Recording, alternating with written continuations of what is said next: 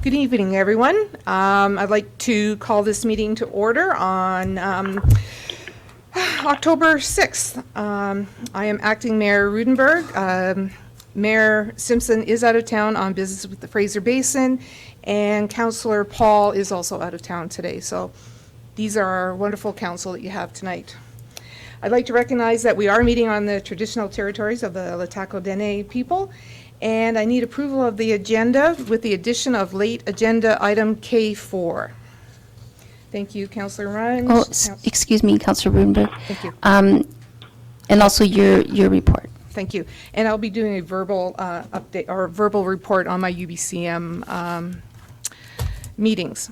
So Councillor Runge and Councillor Vic, all in favor? Thank you. Moving forward, adoption of our regular minutes for the meeting of September 29th.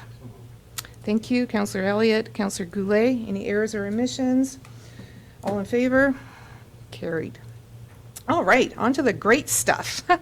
Tonight we get to recognize a long-time employee of the city who will be retiring very shortly.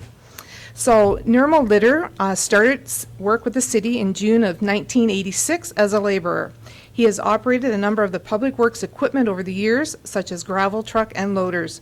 Nirmal bid into the sub-foreman equipment operator 1 position in May of 2013, taking on a leadership role.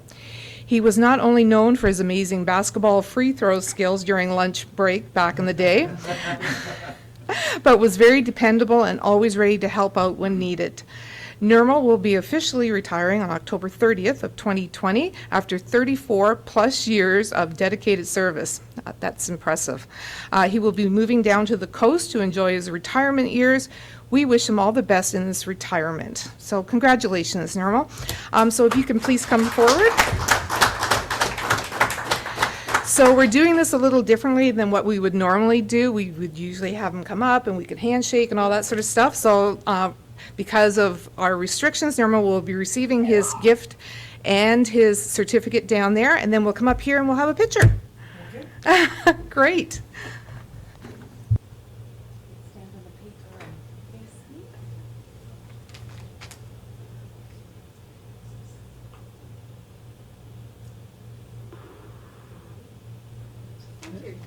Okay, thank you.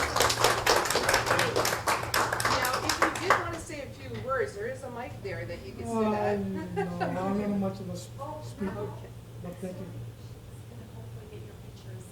Oh, true. Oh, okay. Right here?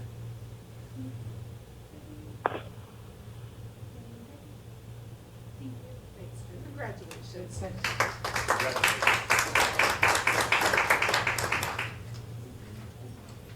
Hello, this is Ron here. Can I extend my congratulations all the way from beautiful downtown Bridal Falls? Thank you. So my apologies, Councillor Paul. I did not realize that you were on the line. So welcome to the meeting. I'm here in true flesh and blood reality, Right on. virtually. So please don't hesitate to give me a high five. Sorry. Okay. When you would like to speak. I will try to remember that you're on the phone, Councillor Paul. So we have no other delegations or items arising from previous minutes. And so we'll go into council reports and discussion items. So I have a verbal update on UBCM. This year was a totally different experience for UBCM. It was a virtual conference and AGM. We actually had just over 1,000 people attending, where, that we thought that was pretty good, considering we normally have about 2,000 in person when we host the conference and AGM. There was a few interesting bumps along the way, i.e. on Monday, snap election was called. And so that caused us to eliminate a panel session that hosted several of the ministers that were no longer ministers. And we did some fast switching on a couple of the other panels. All three party leaders were still able to get in their allotted speaking times, but they spoke as party leaders, not as opposition or the premier, etc. I was actually the conference chair this year, and so with my team, we were able to navigate what this conference would look like, and we ended up deciding on the virtual format. And we weren't sure how well it would be received. And it was, like I said, we had over 1,000 people that attended online. So we had an amazing company that was able to host the event for us. And these guys have been doing online virtual meetings, whatever, for like 10 years. So it wasn't like they were brand new to the game. Everything was set up like we were at a UBCM convention, except there was like 7 UBCM members, 2 staff, and then the rest were all of the guys who were doing all the technical work. So a couple of the sessions that that were of importance to me, one was called Reimagining Leadership, Lessons from the Pandemic. And that one was actually a sit-down discussion with our past president, UBCM president, Mayor Maya Tate, the Honorable Janet Austin, our Lieutenant Governor of BC, Dr. Bonnie Henry, and Kim Baird, former chief of the Tsawwassen First Nation. And so it was just a discussion about what leadership in the pandemic meant for each of them. And as most of you saw in the paper, what happened was Dr. Henry actually discussed about how, you know, being in that leadership role, she had received threats, you know, online threats, etc.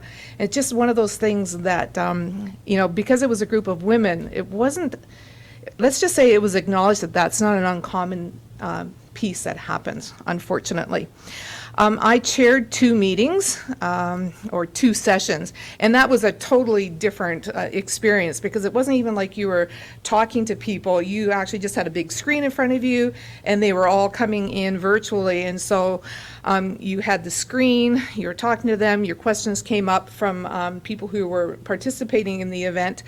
You had questions over here that were being vetted. Totally different than when you have a group of people who would come to mics to speak, and or when you're sitting at a table like this. So one of them was called Digitally Enabled, Remote and Ready, which one of, you know, again, a timely piece when you talk about connectivity in our communities, and how, given the fact that so many communities became very reliant on being able to connect virtually, it was a really good discussion, and what, you know, how that, what that looked like, how you can up the game a little bit digitally, and talked about a community access network that happens in the North Kootenay Lake Communities area.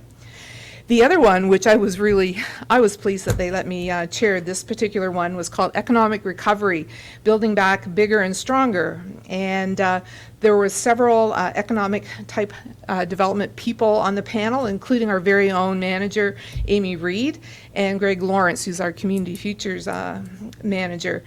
And they talked about the programs. The idea was to talk about how communities were moving forward through the pandemic, and trying to make sure that their economies within their communities were able to at least maintain, if not move forward bigger and better moving forward. And so Amy and Greg Lawrence talked about our business hotline program that we did early in the pandemic. And I mean, as several of you already know, we've won awards for that particular program. And I know I've spoken to Amy since, and she's had a few phone calls from various communities wanting to know how we managed that program, how we set it up, and the kind of success, you know, how come we were so successful with it. So those are 2 really, both of those pieces that I got to chair were really quite important to when I think about what's going on here in Quesnel. Our keynote speaker was Margaret Atwood, and she was quite the hit. She's an interesting lady, and you know, if you listen to her, she said, "Don't forget to bring the casserole." That was the takeaway, because it's about having those conversations and sitting down and making sure that you connect with everybody. And the other important piece of why we have UBCM is around resolutions. So we still had over 200 resolutions this year. And so again, it was all digital. So what would happen is the resolution would come up on the screen. If you wanted to speak to the resolution, there was a 1-888 number that you could call.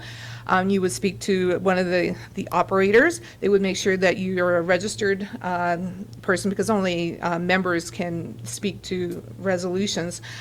And so it just kind of unfolded that way. Of course, we didn't get through all of them, but we did get through, we had 2 hours, almost 2.5 hours of resolutions.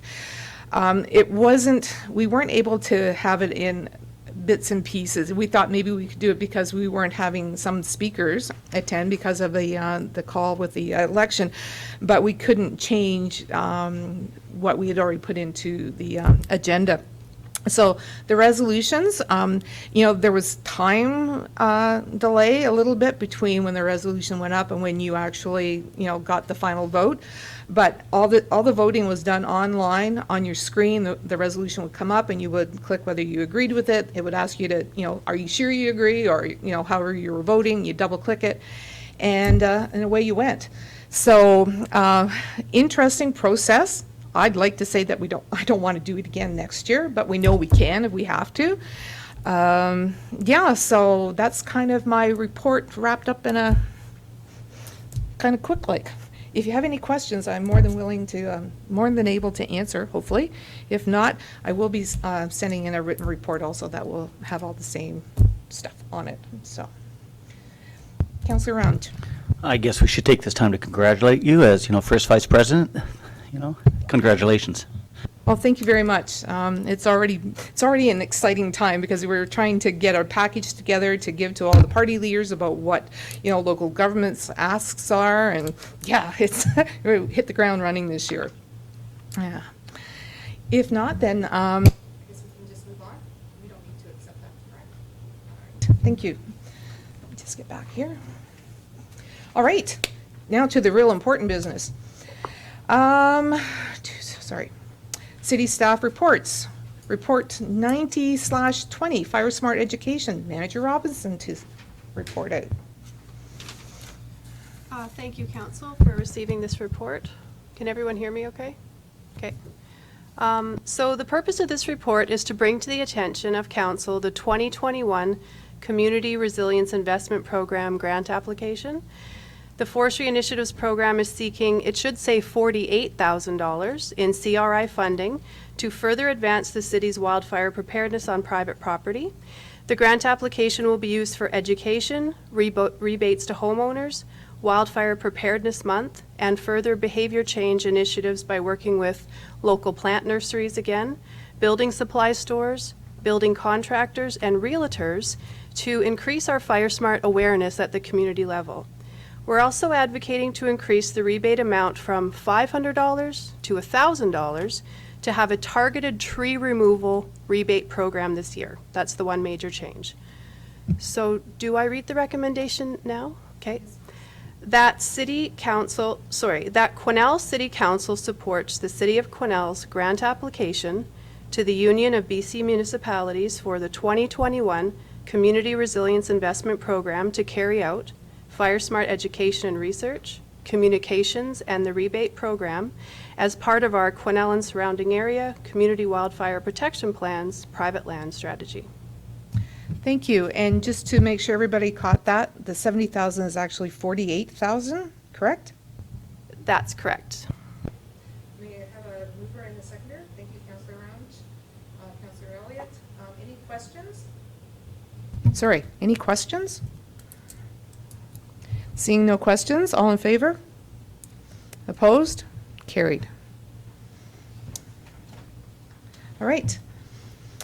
Our report, admin report 91/20, remedial action at 251 English.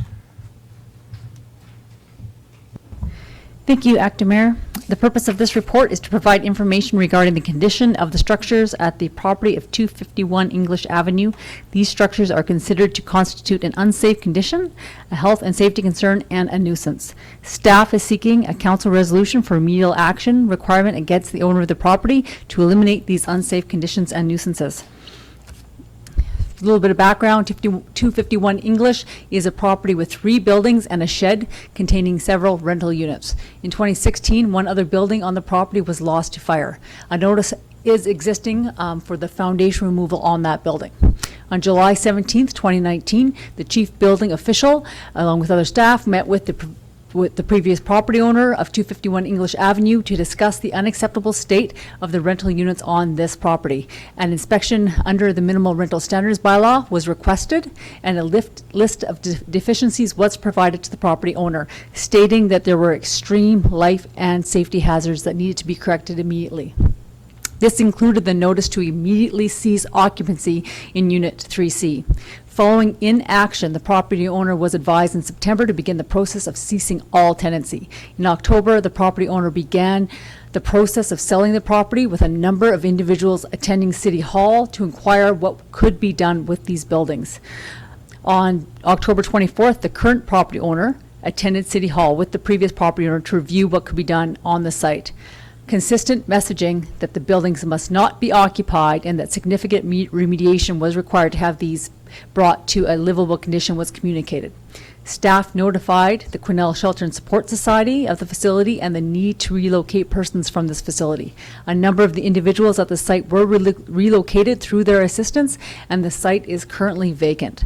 The current owner bought the property in December and was issued correspondence reiterating the conversations that were talked about in October regarding the need to cease all occupancy of the buildings immediately and the need to provide a plan for remediation. The correspondence requested response by January 31st. Through the spring, the owner worked to have buildings vacated but did not provide plans to remediate the buildings despite numerous requests to do so.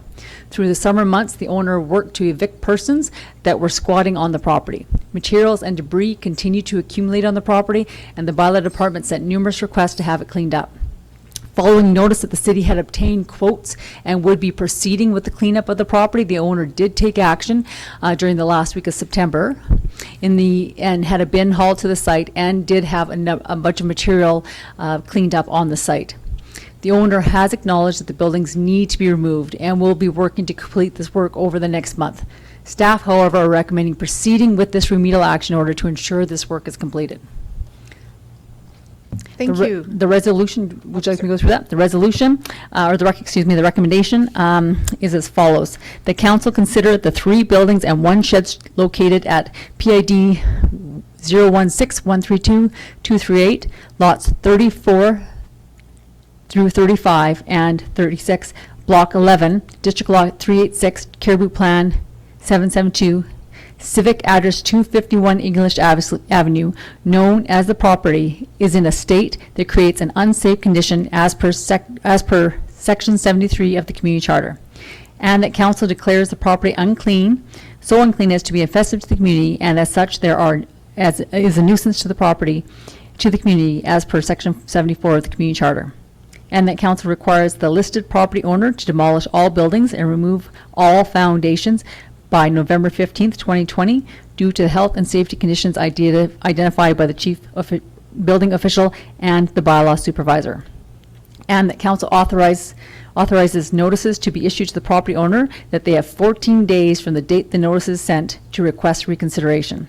And that council authorizes staff to have the buildings demolished and dispose of all materials should the interested parties fail to demolish it within the time frame given, with the full cost of such demolition and disposal of materials to be added to the property taxes of the property.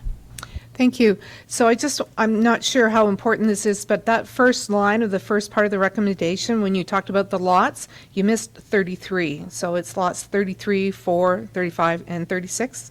Okay, thank you. I just wanted to look to manager of our services over there, Ms. Elbers. Do we need to do these separately, or can we do them all in one? This is all one recommendation. All right, so I have a mover with Councillor Elliott, seconder, Councillor Vic. Councillor Paul, do you have any questions? No questions, but I just want to say hats off to staff for a very well-prepared and extensive report. Thank you. Are there any questions here? Seeing none, all in favor? Opposed? That one's carried. And just in case, because I didn't have my mic on for the last report, and if people didn't hear, it was Councillor Runge and Councillor Elliott that moved and seconded that last report. All right, moving on to Administration Report 92/20, Food Hub Excuse me. Lease. Your indulgence, Acting Mayor. I think it was Councillor Elliott and Councillor Vic that moved that report. Okay, I had run to Elliott, so, sorry. You're talking about this last housing one? No, previous. Oh, I'm sorry. My apologies. Thank you. So next report, the food hub lease. Thank you. Thank you, Madam Acting Mayor. This is a bit of a slow burn on this file. Council has seen it a number of times. It's actually the food hub as being discussed here in these open council chambers as well, and there's a bit of a description on our website, so the public should be aware of this issue. The good news is that we have found what we think is an appropriate space to locate this food hub, and the space summary is as follows. It's in the former Spartan Printing building on just over the bridge in West Cornell. The space that are intending to lease is 2,689 square feet, civic address 101 Marsh Drive. That space includes parking, a roll-up delivery door, 2,689 feet of open space, high visibility, and three-phase power. Grant funding is being secured to make the space operational as a commissary kitchen. Additional grant funds will be sought to add further functionality and create additional revenue streams for the space as outlined in the Sprout Kitchen implementation plan, which is also being made public if anyone is interested in seeing that. I'll get to the recommendation in just one second, but just a bit of the financials here. A really happy part of this story is that the City of Cornell was awarded $500,000 funding by the Ministry of Agriculture to build that food hub, and as well an additional $250,000 in funding has been approved by Northern Development Initiative Trust. So there's some significant funds into this project. The staff feels that they've entered into a competitive lease here, and that we're anxious to get rolling with this because we have been talking about it for a while now. We're looking at entering into a 5-year lease arrangement. And I am open to any questions, but actually I'll read the recommendation so we can move on. That council authorizes staff to enter into a 5-year lease arrangement for the 2,689 square feet space located at 101 Marsh Drive for the food hub project. Thank you. Could I have a mover and a seconder? Councillor Goulet and Councillor Runge. Any questions for Mr. Johnson? Thank you. Mr. Vic. Councillor Vic. Thank you, Madam Acting Mayor. Mr. City Manager, with regards to the cost beyond the core rent charge, it says it's utilities. Is there any other triple net charges other than, I see the city is going to cover the taxes component? Is that inclusive of all extra charges? Yeah, so it is a triple net lease. There may be some small other of the charges such as insurance, what the owner has, where the base building insurance, our share of that. But basically it's utilities and taxes, and with taxation, as you know, because this is a nonprofit going in there, the food hub, once the food hub is actually in there and established, then the city can apply for taxation relief on that. And of course the city is the tax. We are the recipients of a large portion of the taxes that are charged. So even in this first year when we have to actually pay taxes, some of that is getting just paid to ourselves, so that the net impact is smaller. Thank you. Are there any other questions? Seeing no questions, I'll call the question. All in favor? Opposed? That's carried. Thank you. Moving on to our lead agenda item K4, staff report 93/2020. Aaron, Ms. Robinson to report, please. Thank you. So the purpose of this report is to request funding to enable the community forest agreement process, including the city's role in the potential non-replaceable forest license, or NRFL, process. So as you know, the city's been participating in a working group for the CFA since June of 2020. We've hosted the initial kickoff meeting in June, and it's now time in the process for the interim management structure as well as the accounting function that will deal with the potential NRFL, and that will enable the CFA process. Once the NERFL is in place, we're assuming each organization will be able to recuperate funds. Without the NERFL, each organization will be solely responsible for the startup costs, of the CFA process.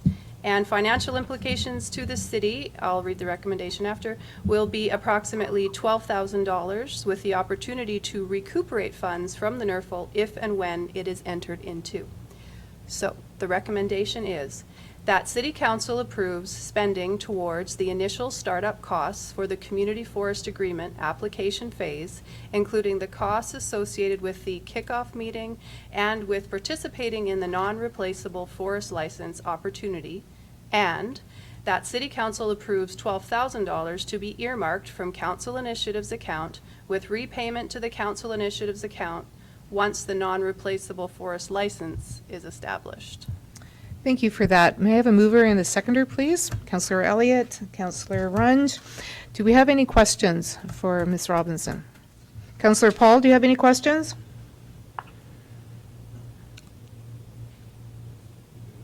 Okay, hearing none. Any around the table here? If not, all in favor? Opposed? Carried. All right, moving right along. We have no SIP package. Correspondence is good, no new bylaws, new business. Information and question period. Do we have any questions from our wonderful media? Great. Anything anybody'd like to share at the table here?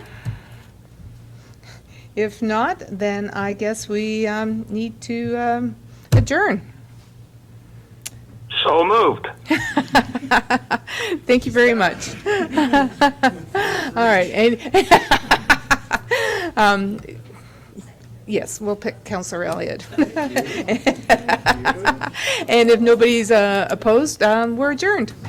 Thank you very much, guys.